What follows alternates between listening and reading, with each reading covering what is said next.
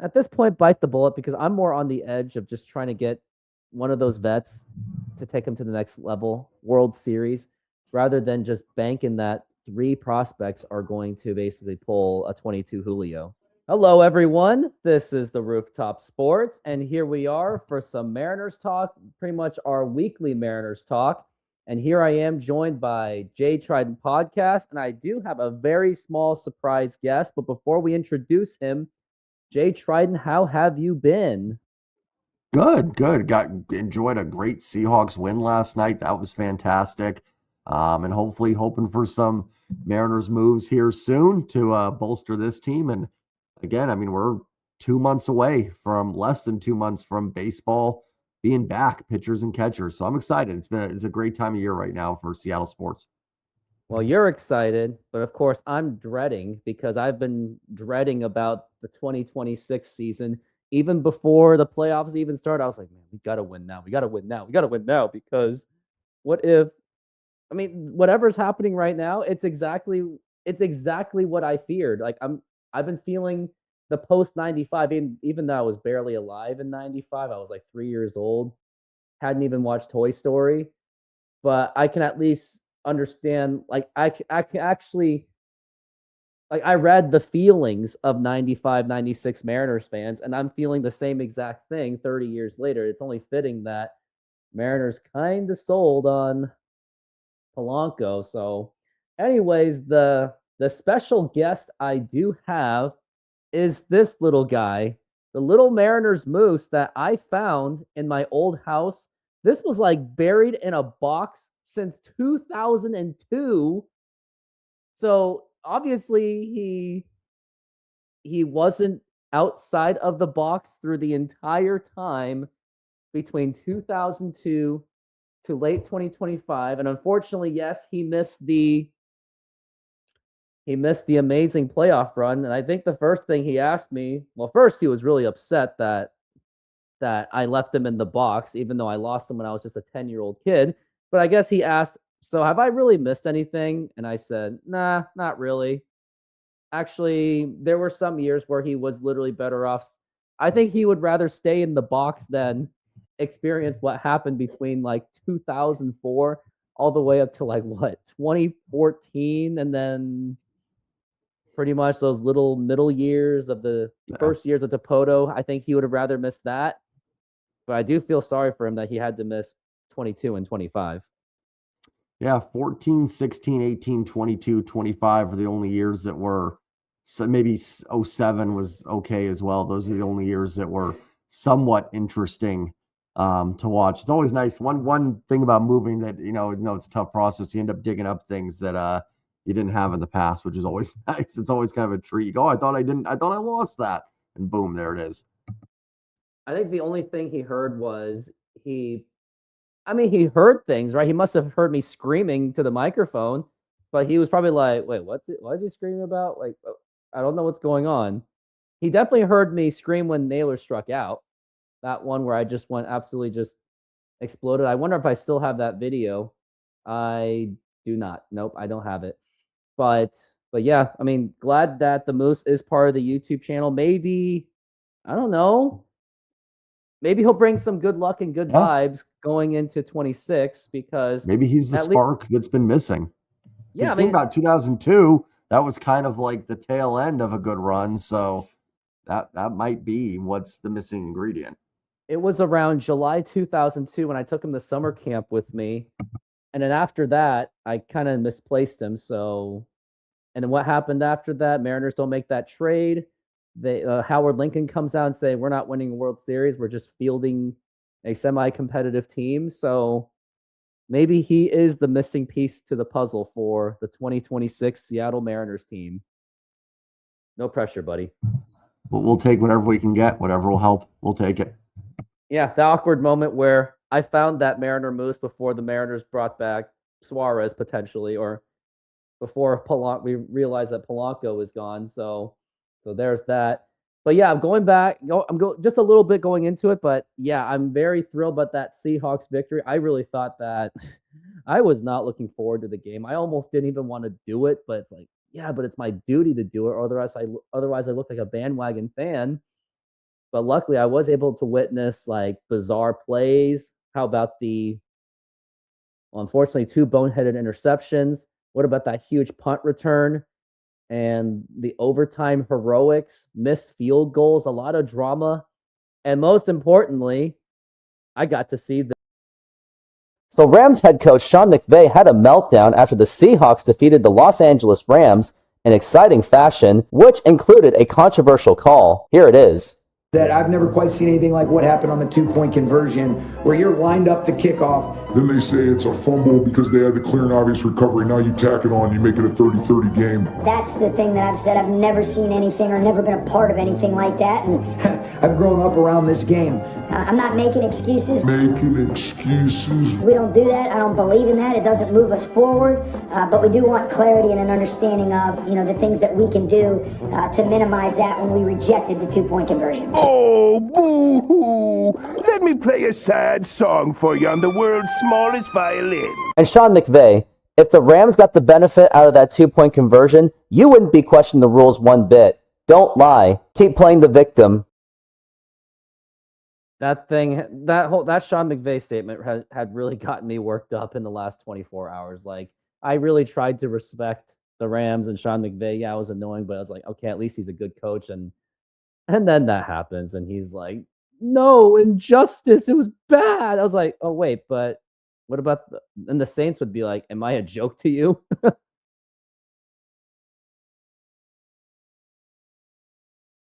Oh, I think you're muted.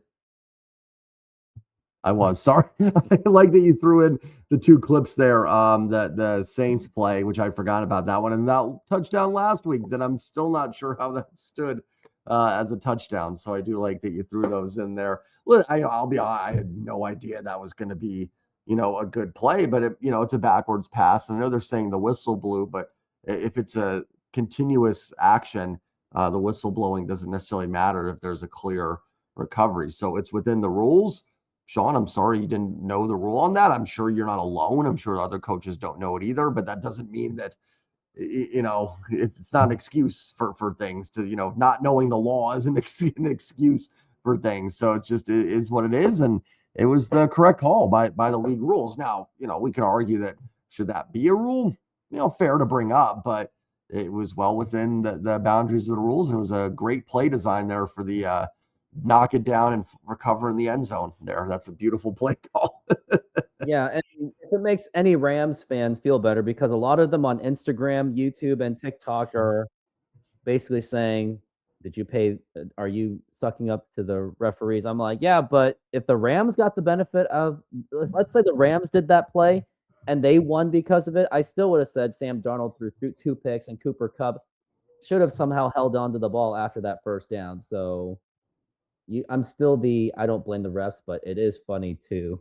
It is funny to poke Sean McVay for talking about a play. And it's the right call. I mean, again, if people have beef with it, your beef is with the rule, which is fine. There's rules I have beefs with in baseball and football that I think are kind of odd, but your beef is with the rule because that is within the rules. It doesn't, and I hear, with the whistle blow, doesn't matter if the continuous play is if it's recovered, it does not matter if a whistle blew. It was not about forward progress being stopped. It was not about the play being blown dead or anything like that. So it's within the rules. If the Rams would have scored the touchdown, or the 2-pointer, I'd certainly be like, oh, you got to be kidding me. Like, if that's the reaction, that's totally fine. I get it. It's definitely kind of a ridiculous play, but it's not anything that was favoring the refs or anything. You know what I mean? It wasn't buying the refs or anything like that. No, and usually we've seen the Seahawks get the weird end of calls. So yeah. I mean, so I'm not going to say no to anything. So Too bad. And hopefully the Seahawks, and they do control their own destiny. So they just got to win their last 2 games. It will be tough. They'll be playing at Carolina and San Francisco, and those aren't going to be cakewalk games for sure. No, that's a great call. Like I was talking about that with someone today. Like there's still work to be done. I mean, the Rams are going to win out. They're going to beat the Falcons and the Cardinals. Niners play the Colts and the Bears, which, maybe, I don't know. We'll see if one of those could be a little tricky for them. But at Carolina, at San Francisco is a tough finish Seattle's a little banged up after yesterday. Carolina's not great, but they beat the Rams. They're capable. And at the Niners is going to be a tough one too. So still a lot of work to be done, but certainly they've put themselves in fantastic position. And that we do. And now it's time to transition to Mariners baseball, because this is a baseball show, not a Seahawks show, because I like to do those separately. But we cannot get through the rest of the Mariners stuff without talking about what happened in the national level. The Pittsburgh Pirates, they acquired Brandon Lau, Mason Montgomery, Jake Mangum, I almost said Magnum, from the Rays. And the Rays would get Mike Burrows to the Rays have traded Mike Burrows to the Houston Astros as part of a 3-team deal. So Pirates received those 3 players, Astros received Mike Burrows, and Rays received Anderson Brito and Jacob Melton. So this seems like this was more for the Pirates to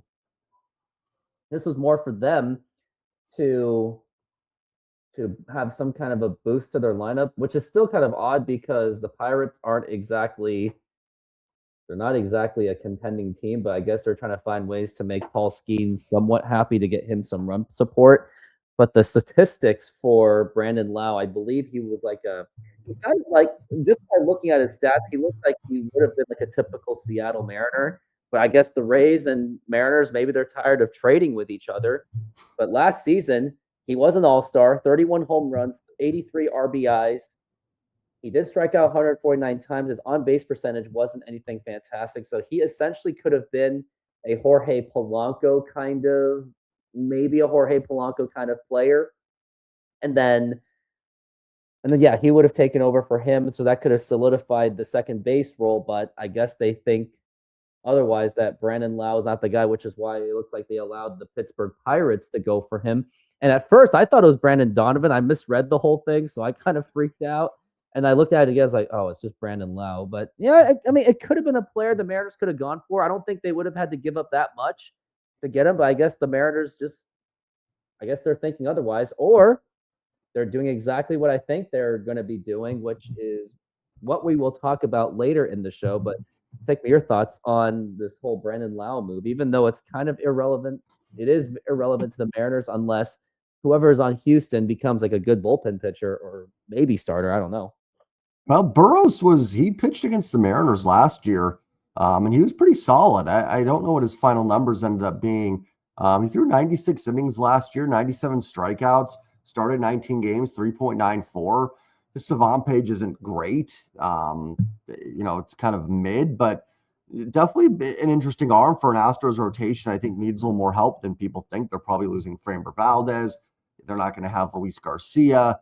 Arrigetti's coming off an injury. So that might be an interesting part of it. I think it's a good pickup for Houston there with Burrows, and that they seem to do a pretty good job with bringing some of these pitchers in and having success. So I think that'll be a good move from them. Yeah, kind of interesting to see the Pirates kind of going in, a little bit. So apparently they've been trying, right? They were in on Naylor and Polanco. So Lau's kind of a makes sense pivot. Like you said, I would have been interested in Lau to an extent. There's some things he does well. Like he's a decent bat. He also doesn't field hardly well at all. I've talked about wanting to improve the defense. He's not going to help with that. Strikes out a ton, which I can live with, but he doesn't walk either to make up for it, really.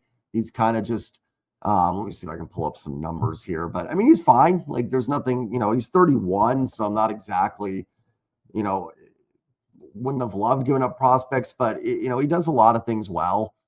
Slugs, 784 OPS last year, left-handed bat, so would have, fit in probably pretty well at T-Mobile Park.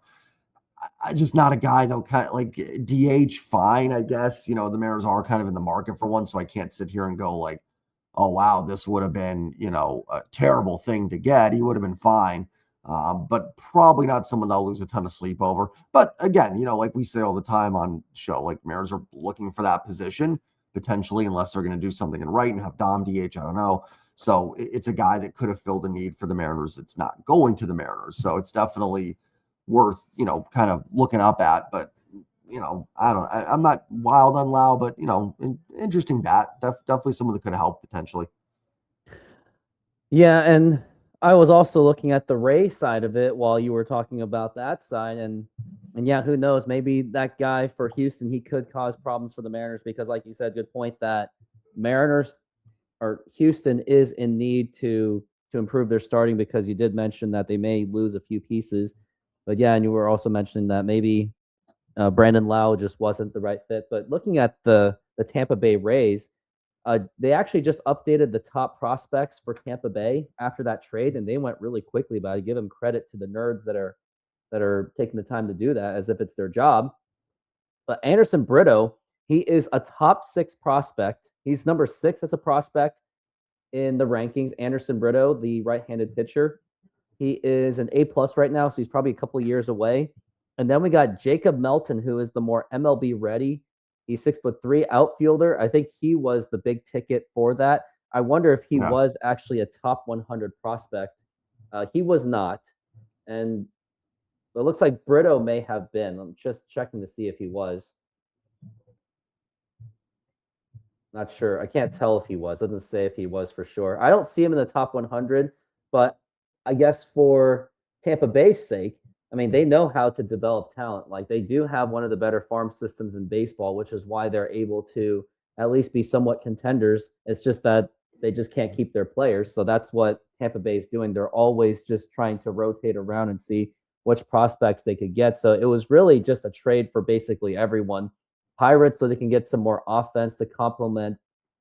Who was that guy on center field for the Pirates? I forgot his name already. Reynolds. Can't believe I forgot his first name. I gotta check. I feel. Was it Brian Reynolds? It was Brian Reynolds. Yeah, Brian Reynolds for Pittsburgh. So they're trying to get some more offensive help so they can get some more run support for Paul Skeens. And for Tampa Bay, they're just trying to see what they can do with more prospects. And Houston, well, they need pitching. So it was basically that kind of a transaction. Now, maybe I think that they could have gone for a Brandon Lau, but if you think about it, based on what Tampa Bay was asking for, it sounds like he also would have been, it could have been a big, not really a big haul, but I think they would have at least tinkered by saying, hey, well, can you give us Montez? Can you give us Cole Young in there? So I think those kind of players would be in the conversation. I think that's what scared them away, especially for someone like Brandon Lau. Now, if it was like for Ketel Marte, then that's something that I would hope that the Mariners are willing to do, because I really do think that, I know that there's a huge debate on wanting to hold the prospects. And even then I was like, we could have gotten more out of Harry Ford, or maybe just kept him for that Mitch Garver kind of role. But Mariners are in that critical window because what's their names? George Kirby, Arozarena is on his last year of his contract, and Logan Gilbert. Like, they're getting really close to the end of their arbitrations. And once that window is over, then the Mariners better hope the likes of, I think his name is Tyler Anderson, one of the prospects for the Mariners. Let me double check to see. Cade Anderson. Yeah, they better hope that Cade Anderson, Ryan Sloan, and Gerangelo Saintia are going to be the replacements, which it's still a lot to bank on. And even if they pan out in their rookie years,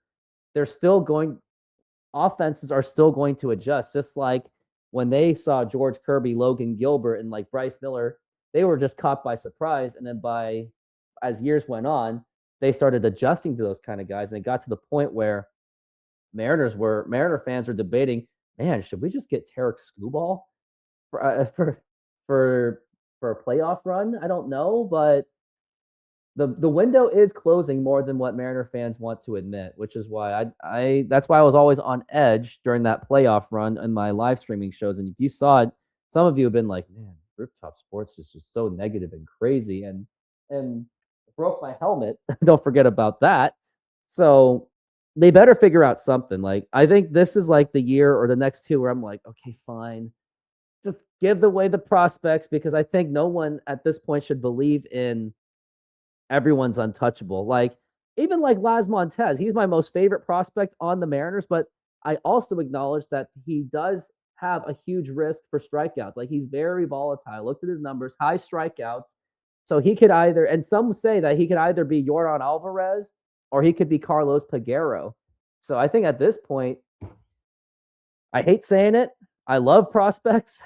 minor league baseball is like a huge part of my baseball fandom. But at this point, if we're going to go for a World Series, Mariners have to take some risk, and it may take some sacrifices of giving up some of the best prospects that we have in all of baseball in order for the Mariners to get to that next level, which is not only the World Series, but a championship. Yeah, I mean, and in their defense, they've kind of done that, right? Like Harry Ford for Ferrer is probably, a move that if this team was coming off a 500 season, you wouldn't make, obviously. So I think they are willing. It's just you've got to have it's where does the line get drawn? And I don't know, like, to be honest, like, it's tough for me because I'm kind of with you where it's like sometimes like just unload them. Like, who cares? Go get all these players and go win it. Then you also sit back and go, easier said than done. You trade these guys, and in 5 years, you're going, if you just would have kept these guys, like, you'd have this fantastic core with Cal and Julio still playing, and you'd be winning the World Series, every year. Not, you know what I mean? Something on those lines.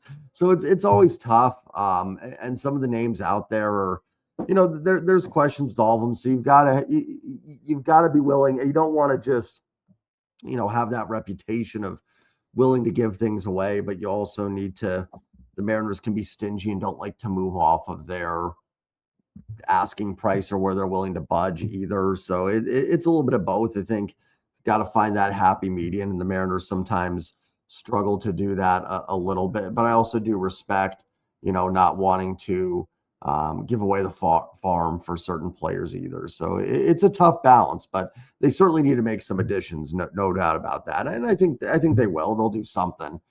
Just going to be a matter of who, what, when, and why, and where.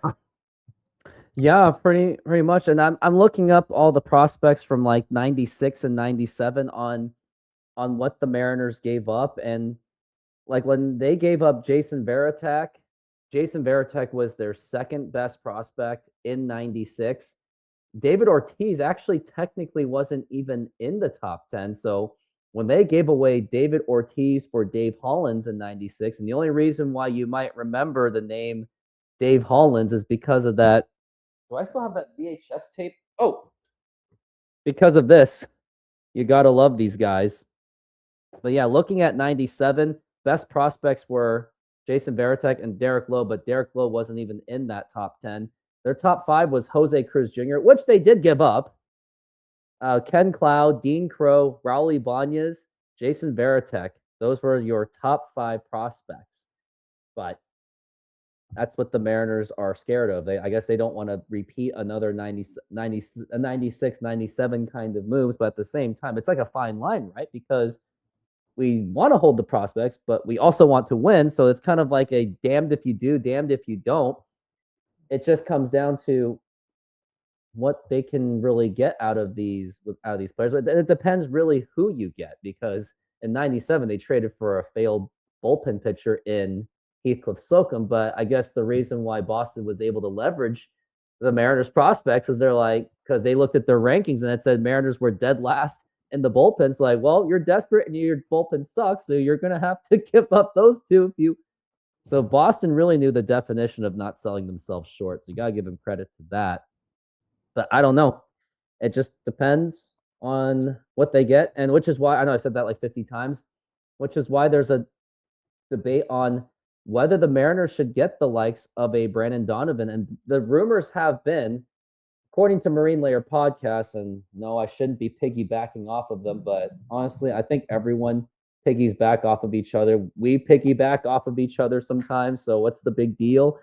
They're saying that they're asking for like a starting caliber kind of pitcher and one of the top prospects for Brandon Donovan. And let me look up Brandon Donovan's numbers. Brandon Donovan of St. Louis Cardinals. Wait, is it Brandon Donovan? Mm-hmm. Yeah. It's got to be Brandon Donovan. Yep, it is Brandon Donovan. His stats were 287, 10 home runs.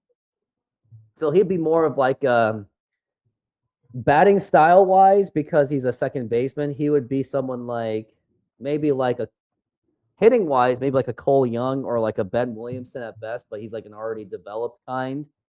And I think Mariners may be more inclined to get someone like him because he's not a strikeout heavy guy. And everyone knows that Mariners cannot. They have way too many of those strikeout guys. Like they just strike out way too much, and they're trying to bring that down. Just like when they tried in 24, just by getting rid of Suarez and Kelnick, but they ended up striking out even more. So they're saying that Brandon Donovan's going to require that, but I think in order for the Mariners to get like a Ketel Marte and Brandon Donovan, you may see names like Cole Young, Colt Emerson, Celestine, Farmelo, Montez, Saintia, Anderson. We might have to see some of those names just be traded, and as much as they could be the next generational talent, but at the same time, they might be duds too. So we just never know. Yeah, and the Cardinals sounds like they're wanting a lot for Donovan, who's a solid everyday player. I'd love to see him on the Mariners because it fills a need. He can play second or third. Perfect bat for this lineup, I think. So I'd love to see it. It sounds like they're being a little stubborn in the asking price, and that's normal. Teams are always going to do that. And good for them for asking for it, right? Like that they're looking at it like we hold the player that's coveted. So you have to blow us away to get him out of here. But if they're going to want to move him, they're going to have to come down a little bit. Marte's a little different. I think we'd agree he's the better player of the two for sure. Marte's got question marks too. He's 32 and has a long contract. I think there's been some debates about clubhouse chemistry with him, and he hasn't played 162 all seasons. But I think he's more likely to net you, a prospect haul. I think the Mariners would probably prefer Donovan, to be honest. I think that's probably their feel because they're going to be able to trade, hopefully in their mind, less prospects, a little bit less risk there with that. So I think eventually the Cardinals come down, but the Mariners are stubborn too, right? Like the Cardinals are being stubborn, but the Mariners can be stubborn on the other end. So we'll see what the final tally ends up being. I think they're probably willing to part with one of their, bigger name prospects. I would think maybe Changea makes sense for the Cardinals, and then I don't know, like Arroyo or and maybe that's even too much. And this is where my expertise just isn't there on that stuff. I would hope. And I don't think you have to give up a Laz or a Colt to do it. But I would have told you that Jose Ferrer wouldn't cost to Harry Ford. But then you look around the league and you see some of the trades going on and what the Brewers had to give up for Angel Zerpa from the Royals. And, you go, okay, it kind of makes sense. So, I don't know. It's a tough one. I'd like to see Donovan here.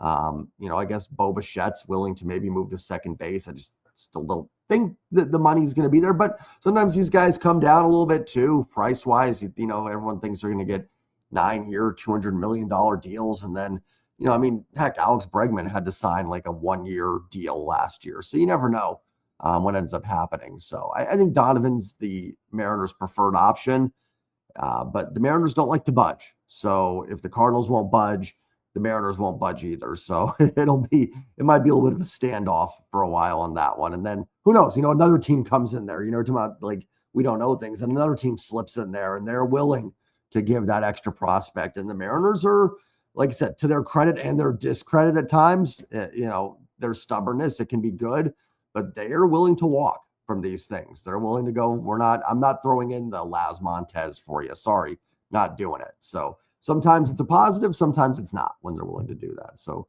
we'll see where this goes. But I'd like to see Donovan in a Mariners uniform. I think it makes a ton of sense. Yeah, I think like T-Mobile fit wise, I think he would be the best fit because he's not someone that is living and dying by home runs, and he is a Mr. Double guy, 32 doubles. So I don't see why not, but that's the thing. Players like him also have value because you're not hitting the bombs, but you're also playing more fundamental baseball, and that's what teams are seeing. That's why I did like someone like a Ben Williamson because sure, he wasn't going to hit you all those bombs like Suarez does, but at least for the most part, he did work the count and he did get on base. Yes, his on base percentage, his batting average was bad, but he was still batting like, at least in today's standards, he was still a 250 hitter, which was still like, in today's baseball, that's like the new 275. So So yeah, Mariners need someone like that because we saw it in the playoffs. They literally lived and died by the home run. Like when the Mariners won game 5, all their runs were scored by home runs. And I think there was like most of game 2 against the Tigers, that was mostly a home run fest by Jorge Polanco by himself, and then Julio came to the rescue to score in Cal Raleigh. So Mariners really do need someone like that. I think that's why they're trying to go for someone like you said, they're going for more of a Brandon Donovan than a Ketel Marte. And there were rumors about Marte that he was more of a clubhouse problem, and they saw that in his early days. And good thing Marte wasn't with the team in 2018 because I think him, Gene Segura, and what's the other guy's name? Oh, D. Gordon. I think they all would have got engaged into a fight. But that's, to be fair, that's also when my water bottle. That's also when the clubhouse was just extremely dysfunctional. And you would think with Dan Wilson in the clubhouse, it's a little bit more stabilized than what Scott Service was with what he was managing. Yeah, 100%, 100%. So, yeah, I mean, it's a tough one. Like I'd like to see both, and hopefully, well, you're not going to get both of them, but I'd like to see either. Sorry, that's what I meant to say. So we'll see. Hopefully they can get something done. And who knows, too? Mariners, sometimes there's always that player we're just not talking about that slips in there as well. And that's always possible as well. A name we're just not talking about that they trade for. Oh, yeah, that guy makes sense. So we'll see. Yeah, and it is sad that we have to talk about who the Mariners should get based on budget because, yeah, we could have a YouTube channel where we can say, oh, yeah, we would love to get Bo Bichette, Alex Bregman, and Suarez all in one team. But unfortunately, Mariners don't I do believe they have that kind of budget. They just don't want to use that kind of budget. They just don't. So that's why we're forced to talk about this. But I wanted to reflect on Jorge Polanco that I was absolutely crushed that the Mets signed him to that 2-year, $40 million contract. And I know it's already been a week pretty much, but man, I honestly think that the Mariners, I don't know what they really negotiated. Rumors say that it was like a 3 or 4-year thing, but if Jorge Polanco only settled for a 2-year contract, I really do think the Mariners I think they swung and missed on Jorge Polanco. And I think arguably Mariners could have used a couple components to get Jorge Polanco back, and it's the fact that Washington State still doesn't have a state income tax while New York does, and the price per square feet in Washington and Seattle is still cheaper than New York, as much as the housing prices in Washington have just gone absolutely insane since the pandemic. But man, what I'm really going to miss about Jorge Polanco is as much as I didn't like watching him in 24 and sometimes 25, he was still a very clutch player. Like he was the guy that you wanted with 2 outs with runners in scoring position. The statistics backed it up. Now, granted, some of it was inflated because of his April start, but either way, at least he still plateaued and he didn't take like this huge dip because I was expecting him to just take this huge dramatic dip, but he didn't. And he actually was a hero of the 2025 playoffs with that division series game-winning hit. And now it's painful to just watch the highlights because he's no longer with the team. And you would think for a guy that brought the Mariners to the American League Championship Series and helped the Mariners win the first 2 games against the Blue Jays, I thought he was going to be in one of the top priorities along with Josh Naylor. Like I thought they were going to keep him and Naylor for 26. But of course, the risk was, what if his 24 part came back? Because that is still a very much possibility because he has been known to have injury problems. But personally, I think the risk of that wasn't going to be as significant because the Mariners started transitioning him to more of a designated hitter and not so much of second base anyway. And with going into 26 with Cole Young at second base mostly, I think Polanco as a designated hitter, especially with Mitch Garver not here anymore, I think it still could have worked with him, and I think the Mariners could have negotiated to give him that 3-year, or maybe just tell him that he would have been netting better in Seattle, no matter what kind of a contract or how much he would have gotten per year or how much it would have been. Yeah, I mean, I wanted Polanco back. It just, he can handle DH. You plug him in there, and boom, there's your DH. I mean, it sounds like they did offer him 3 years potentially, just not as much annually as the Mets did. I guess his dad's in New York or something. I read, so he gets to be closer to him. It's tough. I can't give Polanco 20 million a year. I can't. I mean, I don't even know if the Mariners not only like is it tough to do just from a baseball perspective. I don't know if the Mariners honestly could have done that, like payroll wise. I don't know without jettisoning someone else, without having to then be like, okay, well now we have to trade Randy Rosarena, and then it's like, okay, well, I mean, and I'm not against trading Randy in the right deal, but it's like, okay, then you add Polo, you take out Randy potentially. And I don't know. I don't even know if they honestly could have done 20 million a year. I think 13, 14 was probably their budget. I bet I would be shocked if they pushed it to 15 and probably went like 345 to them. That would be my guess, is probably what they offered him. And I think he just ended up taking the Mets deal. It sucks because, like, he's a huge part of what this team did last year. Like you said, I mean, he has a hit that I won't ever forget in the ALDS. I mean, that's an all-time Mariners moment, right? Like, that's going to be, hopefully eventually win a World Series and that'll kind of replace some things. But, the Edgar double, the Polanco single will be up there. That's a huge one. So definitely from that standpoint, like it's tough to lose them. And, it's another, like we talked about, it's another hole now they have to fill on the roster, but it's just tough. The Mets kind of came in and were willing to, I'll say overpay to get him in here. And unfortunately, the Mariners just aren't in a position free agency wise to overpay players. That they can't do it. They can't really afford to be able to do that. Just not being, if they were top 5 in payroll, of course, yeah, just do it and let's move on. But being in kind of where they're at in the middle there, I don't think they could do it. And like I said, there's a risk too. He drops off a little bit. That would be my guess. Like, I don't think he'd be as bad as 24. I don't think he'll quite get 25, Polanco. Although one benefit, the Mets will get is he started hitting well right-handed too, after that. Remember that injury? Remember he couldn't bat from the right side there for like 2-3 months or something like that.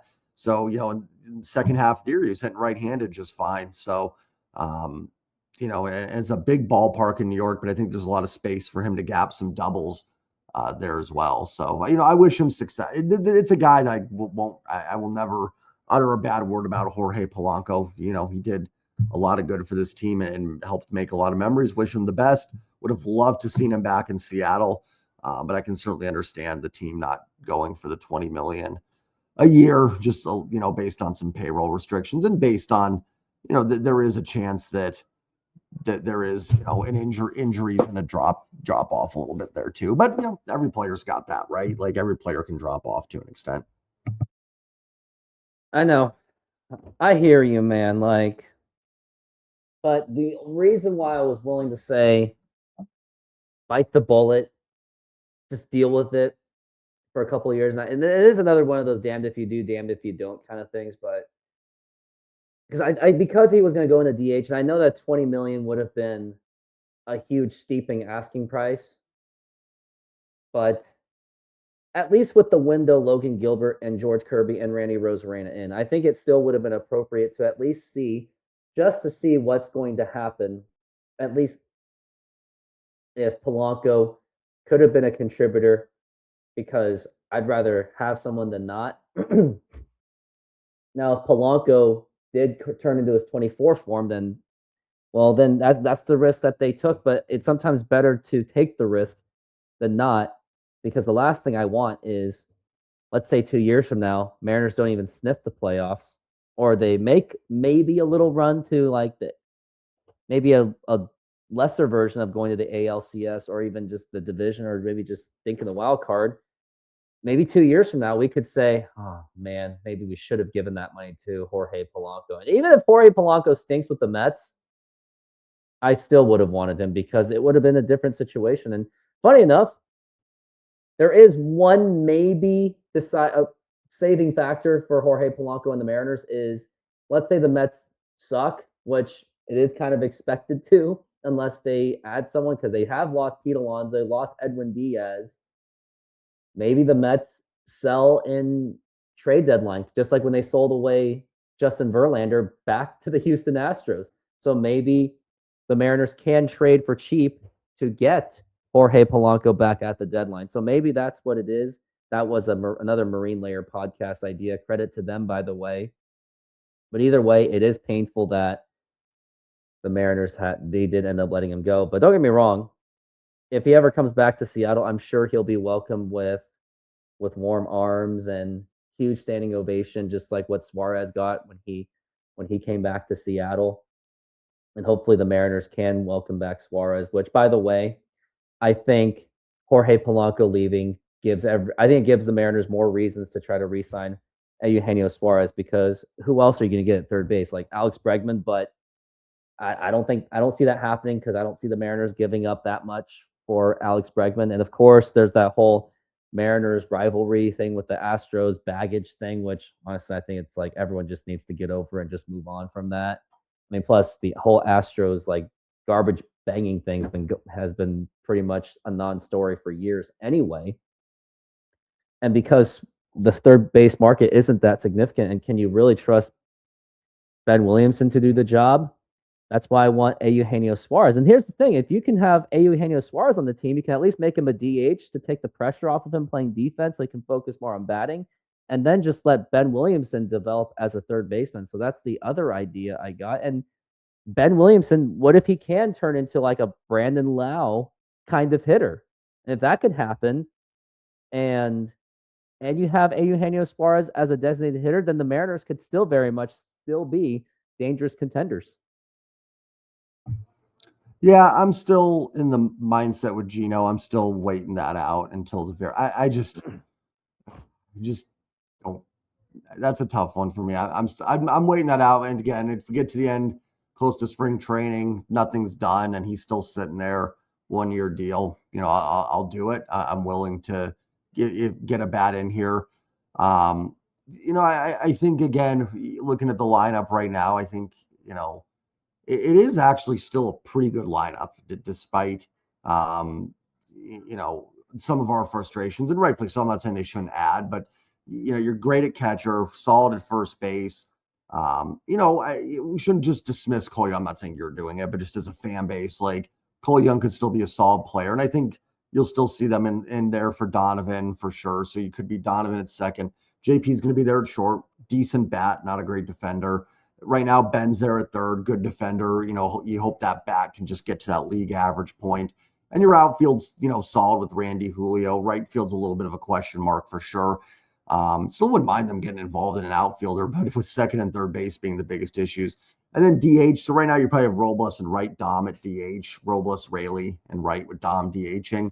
I mean, you still got guys out there like, Willie Castro, you could sign, kind of a versatile guy that could play there. A guy like, Miguel Andujar is out there that could play some first base DH for you. Ramon Urias is a guy that could plug in at third base maybe and give like Ben a little competition. Gino still potentially. And I think the reason they'll wait Gino out is we talked about it before coming on. I just don't think the market's really there for him. He's a tough one, right? Because he's 35. He's 36. He's getting up there. Not 36, but I think he's in that 33, 34 range. Oh, younger than I thought. Makes me feel he's not old, but he is getting there for sure. And some would imagine that if he goes back to the Mariners, I don't think he'll be hitting another 30 home runs again.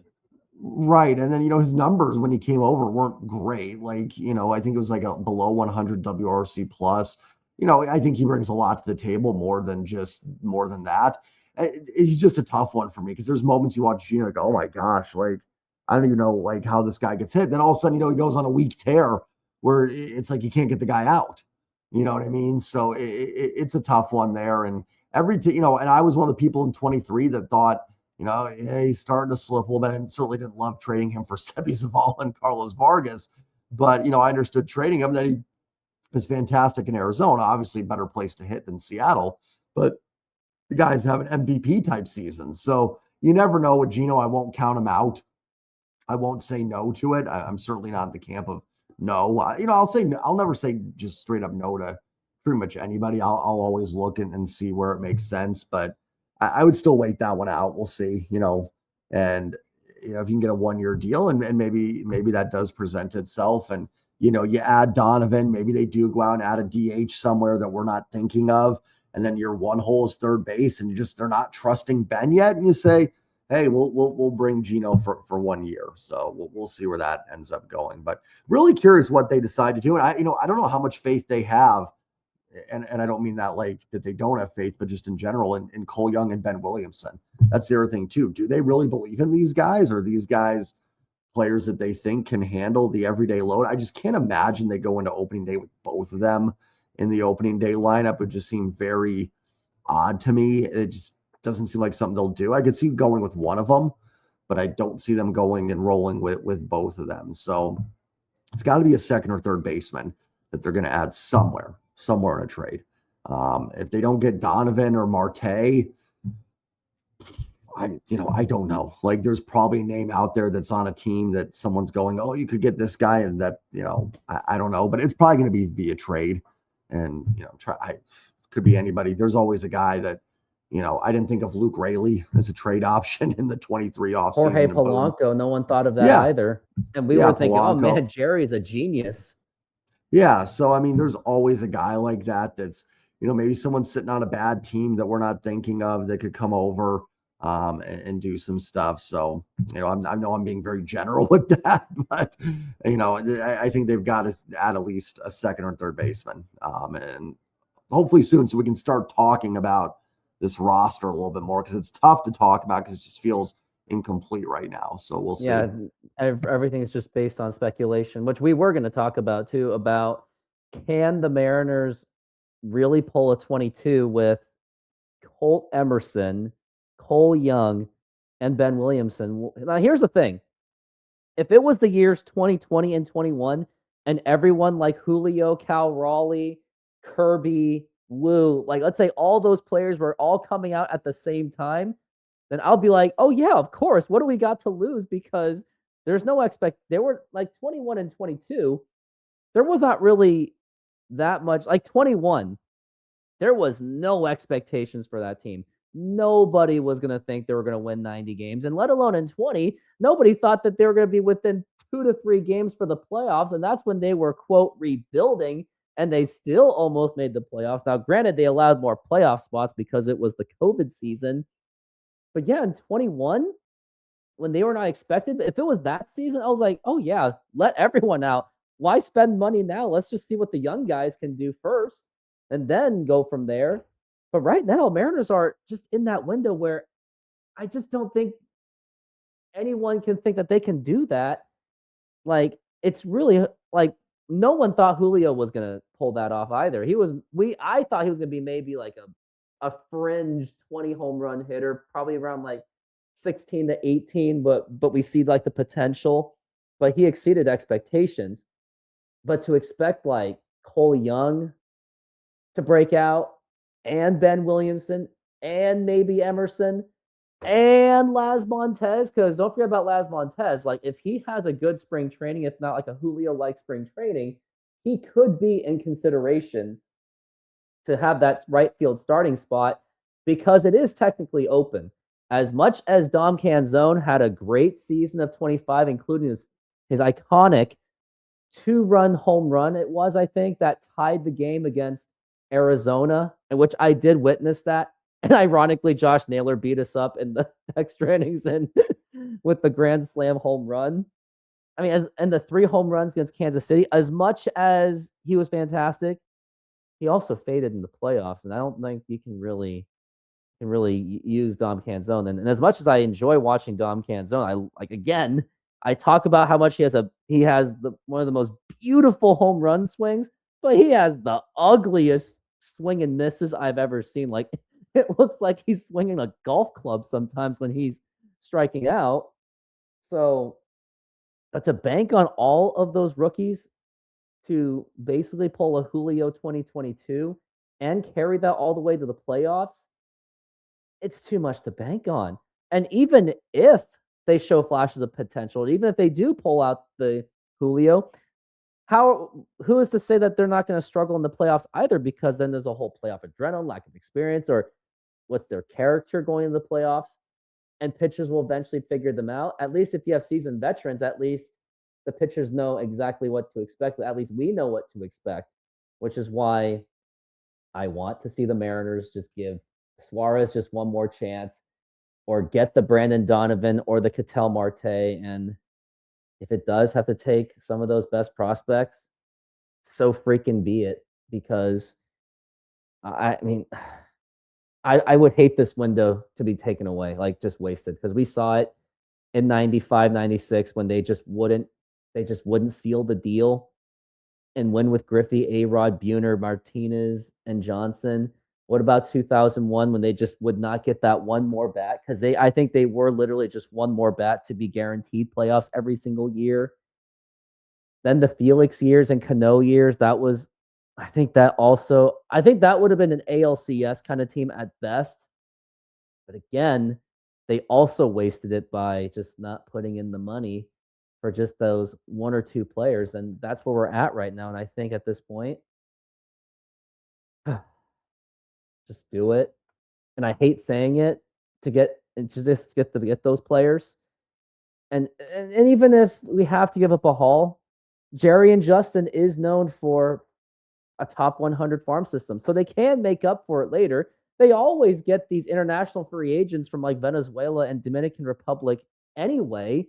So while their Mariners are still contending with who they have, they can still look forward to these prospects within the next few years anyway. So at this point, bite the bullet, because I'm more on the edge of just trying to get one of those vets to take them to the next level, World Series, rather than just banking that 3 prospects are going to basically pull a 22 Julio.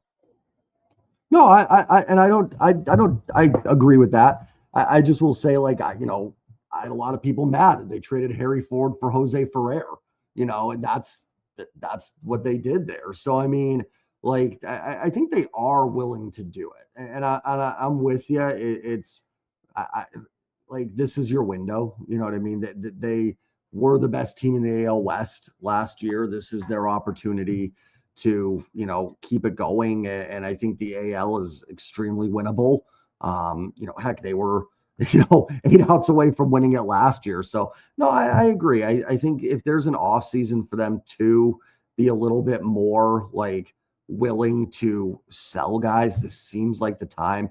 And I hate to say this, but like, you can only have so many prospects too. Like, you don't need 18 middle infield prospects. Like, eventually one of them's not going to, you know what I mean? Like, break with the team. I would hate to lose Colt Emerson AD, and I don't think they have to make a run or anything. But I'm with you. I'm like, if it costs Laz Montez for someone, then that's what it costs, and if it puts you over the top, yeah, it might stink in a few years if Laz is, winning MVPs or something. But like, think about every team that's won a World Series and what they've traded for it. I don't remember what the 2015 Royals traded at the deadline, but I highly doubt they regret any of it. You know what I mean? They won a World Series. Who's another team any team that's won a World Series, right? Like, there's never regrets. Now, of course, listen, obviously, we all know there's no move that guarantees a World Series, but that, you still go for it. You still try to win. This team feels close. And, I'm with you. I'm willing to, I'm at a point, like, I'm willing to overpay. Like I said, 2021, those years a little different, right? The expectations were lower. So you could roll out, some, even 22 a little bit, because they missed the playoffs in 21. So you can experiment a little bit more. Maybe Colt Emerson is the Julio of 2026 or 2026. 26. Yeah. I'm like, geez, what year are we in now? So, I mean, that's possible that he's just like the opening day third baseman or something, and boom, that's solved. And Donovan's your shortstop. And, like you said with Dom, like, Dom's tough for me too, because, you look at the overall body of work and he had a really good season. Like you said, there's some times he swings where you don't know how he ever makes contact, and he hits home runs that, if the Mariners did a home run derby with everybody, I think Dom would win it. A Mariners home run derby. That's how strong he is. It's tough with the playoffs because, like I said, he did kind of disappear. It's also a small sample size in the playoffs, but it's the most important time and he didn't come through. So what do you lean on more in those situations? So, still a lot of question marks. And I think this is where the off seasons are just, I know for me personally, always a little tough because like I'm positive they'll make a move. I don't know what it is. I don't know how impactful it'll be. So it's tough to break down the roster right now. Because of course, like if this is the roster they roll into opening day, I'll stand up here and be immensely disappointed again that this is what they're rolling into the season with, you know what I mean? Without trying to add anybody else. But, until we get there, it's just so hard to break this stuff down because we just don't know, especially for a team that's so much more likely to do trades than sign players. You just don't know what they're going to pull out. I'm trying to think of somebody random that, that they end up trading for. Like, who knows? They end up going and getting. I don't know. I can't think of it right off the top of my head. I'm trying to think of the most random player I can think of that's pretty good. Jordan but, Westberg. Yeah, maybe they do. The Orioles have added offense. So maybe they're willing to trade it for a pitching prospect, right? Because they're trying to add some pitching back with Shane Baz, who they traded for today. So yeah, exactly. Perfect example. And they do something like that and you go, hey, great move. There you go. It's just tough because I think they'll do something, but I don't want to just come on to people like, yeah, they'll do something. Don't worry about it. Because, you don't know either. So the off season, always my least favorite time of the year, to be honest. I think it's least favorite for anyone. And well, that's all we've got for the Mariners. And I wanted to do mailbag questions because I want to feel engaged with the fan base. But my friend Greg, by the way, I know I said this 50 times, but he is a huge fan of your channel as well. He actually admitted to me that you're his go-to more than I would be his go-to.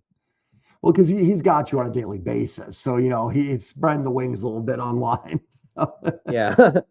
Well, here's what we've got. His question was, do you think the Mariners the trading options could be getting the likes of like Jazz Chisholm from the Yankees? Now, he has some players that he has mentioned, but unfortunately, I'll have to shut this down really quick about Jazz Chisholm. I just don't see it because it's an AL rival.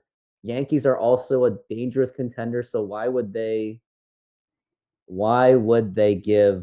Yankees just give away Jazz Chisholm? It's not like the Yankees are rebuilding or anything. Like, they're still trying to be World Series contenders. So I don't see Jazz Chisholm being an option. Now, could he help the Mariners? Sure, but I just don't see him being on the table. And of course, the Yankees would be like, well, yeah, give us like George Kirby or Logan Gilbert, then maybe. So I don't know if they would go into that territory. Yeah, I did see a rumor that he might be available, but again, another terrible part about this offseason. Who knows who these rumors are coming from? Number one, John Morosi. You've bingo. So many people that don't know anything about the organizations, people that are just trying to get clicks, people that, are being lied to by people. So, and like you said, if you send them a stud player, I'm sure they'll listen, but my gut is he's not going to be traded. But if he was, yeah, absolutely. That would be somebody that would fill a big need for the Mariners. So I'd 100% be down for Jazz Chisholm. I think he would add some good vibes to the team and everything like that. So, and play second base for you. So if he was available, I actually do think the Mariners would be interested. I'm with Rooftop on that. I don't think he ends up being traded. I think he sticks with the Yankees. Yeah, and another player that he mentions was the likes of Mackenzie Gore and Abrams of Yeah, I think it was CJ Abrams. That's his name, which he was on my fantasy baseball team, so I would know. I mean, CJ Abrams is he's another young stud of the future for the Nationals, but he is not great with his getting on base kind of thing. He'd be a shortstop, so essentially may replace J.P. Crawford. Mackenzie Gore, who was actually a all-star with a 5-15 record, believe it or not, he is asking if they could be trade options. I mean, again, like the Mariners will probably have to give up some kind of a haul for those kind of guys because they are young players, assuming that they do have some years of club control. And I think that's where the names of like the Cole Young, Emersons, and Montez, Gerangelo Saintia may be on the table. I mean, would I be opposed to it? Maybe not. The only thing I'd worry about with Abrams is he's a high strikeout guy. And then after that, what are you really going to do with JP Crawford? Because he will be difficult to trade because he does have 1 year, $12 million contract, but you're not going to really get much out of him either. I think the most you might get is cash or, I don't know, some kind of office supply machine, like a copy machine or something. I think that's what would happen if the Mariners were to get any of those two guys, like a Mackenzie Gore. And then if you get Mackenzie Gore, then you got to trade. Then you got to do something with one of your starters, like George Kirby, Logan Gilbert. Then you're gonna have to trade. But I can see why he would want someone like inquired someone like a Mackenzie Gore, because Mackenzie Gore is a left-handed pitcher, and that's something that the Mariners actually need, believe it or not. Because as much as I don't care about lefty righties, at the same time, the Mariners could still use a competent lefty. Yeah, like another two names I'd definitely be interested in. Abrams would probably have to shift to second base because he's not good defensively either, but maybe athletic enough if he plays second. And Gore would be great in this rotation. But then it would definitely be somewhere the Mariners would then have to open up and then trade a starter. Because I think Gore's probably better than Castillo, but like where do you slide him into in the rotation? So maybe that starts opening the doors for trading Miller, trading Castillo, doing something like that on the back end. So it'd be interesting to see how they'd maneuver that. So another trade, like again, it would depend on the cost, and I think that would be a pretty substantial cost to get both those guys. I've heard some rumors that they're available, but I think that might just be, kind of little rumblings. I don't know how serious it would be. I think Greg just I think he was just Googling some things, like when he was on the bus or on his work break. He was like, oh yeah, Mackenzie Gore and CJ Abrams. Like, a shout out to you for even thinking of them, because it has sparked the conversation. But again, like, it would probably be like the same magnitude of trading, like exactly what the Mariners may have to trade for the likes of Ketel Marte or Brandon Donovan. Now, the next question, I kind of do want to speed along. Got two more questions before we take off. But this guy asked, and his name is, I cannot pronounce it. It goes JWash666, number of the, My question are, what options do the Mariners really have for second and third that are going to bring what we lost with Gino and Polo? I view Gino as more of a leadership role, same here, versus his wins above replacement, same here. And Polo gave us the spark that we needed, absolutely. Also, we need to get some more bullpen arms. And do we fish in our farm, or do we get some guys for the lab? So I think he's basically asking, what options do the Mariners really have for Gino and Polo and for the bullpen? I mean, we kind of covered it throughout the entire show. So in case if you're wondering what your answers were, I think we answered it for the most part. Is getting like the Ketel Marte. Like the options are giving up sacrificing farm system for like Ketel Marte and Brandon Donovan, or some other player that we have no idea who it's going to be. But if we do get him, we'll end up calling Jerry DiPoto a genius for a few minutes. Other option is banking on those three prospects that we talked about to pull a 2022 Julio Rodriguez. Those are pretty much and the third option is going to that Japanese market for Murakami or whoever those guys are, or anyone in the KBO, Korean Baseball League. But those are really your three options. So I think that's what it is. And bullpen arms, well, the same thing as if we've already did it through trading Harry Ford. And I still thought it was steep because it was based on the upside. But I mean, there's a lot of like factors of like X, Y, and Z that will take too long to explain. But it's true. Mariners got to do something with second and third and the bullpen, because we saw how devastating the bullpen was in Game 7 of the ALCS. Eduardo Bizardo to George Springer. That brings a lot of visions in my brain. Still there. 100%. No, yeah, I think bullpen is. I wouldn't be shocked if they had another bullpen arm at all. I actually think that's something they're probably still looking at doing. And yeah, we kind of talked about the second and third base options that are out there, unless there's a sneaky one that we're missing. Nah, I mean, again, like we all agreed and we talked about that. If the Mariners got some like no-namer that's actually good, like it's going to be that kind of a trade. That may be the offseason trade the Mariners make, or we're like, oh yeah, I forgot about that guy. I didn't even think of him. Yeah. Like just like 2 years ago, oh, Polanco, didn't even think of him. So that could happen. And again, like we would be already be putting Jerry DiPoto and Justin Hollander for candidates for Executive of the Year again. So, I mean, we'll see. That's probably what they're going to do at the very last. They'll just wait till day before spring training. Like, hey, we got this guy, and we gave up nothing for him, and he actually might work. Who knows? Exactly. And then the final question is, this is a World Baseball Classic question. What do you think about the projected lineup Julio's in for the World Baseball Classic? The country, Dominican Republic, is absolutely stacked. And I was able to find kind of what the projected lineup is. It hasn't been finalized because World Baseball Classics was barely 3 months away. But here's their lineup. Catcher, Yainer Diaz. First base, Vlad Guerrero Jr. Second base, Ketel Marte. Shortstop, Geraldo Perdomo. Did I say it right? Third base, Jose Ramirez. Outfield, Fernando Tatis Jr. Outfield, Julio Rodriguez. Outfield, Juan Soto. Designated hitter and third baseman, Manny Machado. I mean, talent-wise, Dominican Republic should be winning a championship like every single time. Like, just pure talent alone, they have one of the most talented baseball players I've ever seen. Like, look at Julio. He is pure talent. Soto, pure talent. Vlad Guerrero Jr., pure talent. But there is, in my opinion, there's one little weakness that they do have that holds them back. They live and, well, not just catcher, but they live and die by the home runs. A lot of their hitters, like Julio, is a live and die by home run. Because remember Game 7, we just saw him whipping everything, and I could just totally see him in a tournament game.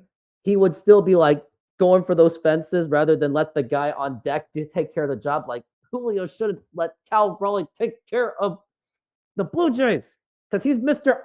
Destroy Canada. But no. So yeah, I'm like Marte has some strikeout issues. Guerrero still strikes out into the hundreds sometimes. Even Yainer Diaz has struck out 100 times. So and Machado is a plus 100. So as talented as they are, they do kind of give me the vibes of like a live and die home run, similar to a Mariners offense style where it's all like home runs and flashiness.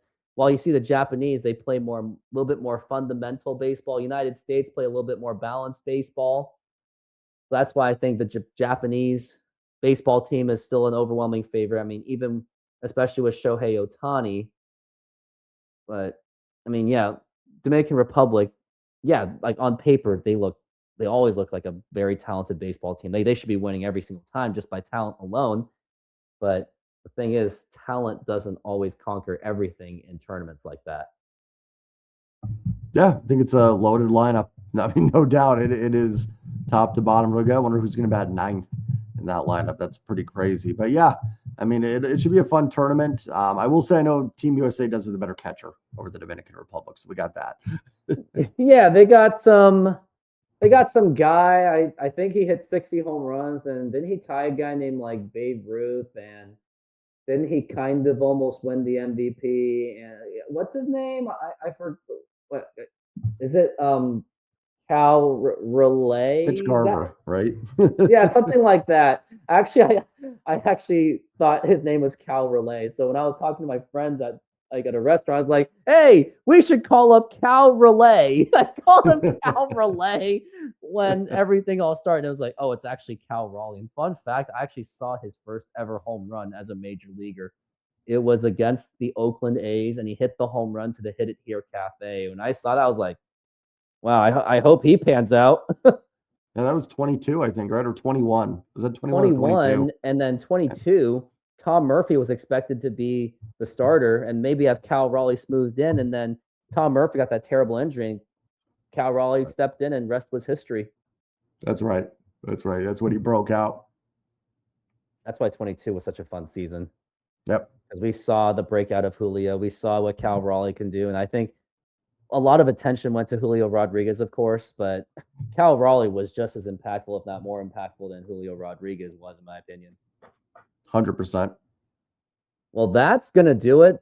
I love those questions that people that shoot at me. I mean, honestly, like if I see any of your YouTube questions and doesn't happen to be answered for whatever reason, I know you do respond and engage well, but if there's something that just because when we get bigger in YouTube, like sometimes we just can't get to all of them. Like some of my Instagram videos, like I get notification going, bzz, bzz, bzz, you get this comment, and you just can't go through all. And sometimes Instagram automatically hides them. Mm-hmm. Yeah, so maybe I'll do that going forward. Like just go through questions in my channel or your channel, and then we just go from there. Go for it. Good prompts. Yeah, go. People always give me good prompts to things to talk about. I always appreciate it. Yeah, well, that's going to do it. I know we went about 10 minutes overtime. And Jay Trine, I appreciate you as usual. Anytime. Thanks for having me, my friend. I appreciate you. Of course. And all my friends that gave me those questions, thank you very much. You definitely picked my brain on 2 of 3 of those questions. And hopefully by next week, what I want for Christmas is legitimate Mariners moves. Don't give me when I was at church, my phone buzz and go, Mariners sign Mitch Garver. No, don't give me that. Give me like Mariners re-sign Eugenio Suarez and traded for like a Ketel Marte or Brandon Donovan. Or there's like a nice little YouTube video going, oh, look at Ben Williamson hitting in the cages very well, or anything like that. I'll be happy. But until then, everyone, Merry Christmas or Happy Holidays or whatever you believe in. Say it in the comments and go Mariners. Since 2022, I have been building the Rooftop Sports YouTube channel, and I want to thank all of you for your support and engagement. Without all of you, there is no Rooftop Sports. Now, if you would like to take your support to the next level, join my exclusive YouTube membership program for just $5 a month. Get first access to new videos, ad-free content, and exclusive insights from my fantasy sports, as I do play many fantasy sports leagues. Plus, follow along with my softball seasons like never before. You also get access to my own emojis to use to comment on my videos and my live streaming shows. For just $5 per month, become a bigger part of my community and get ready for unparalleled sports experience. Let's do this.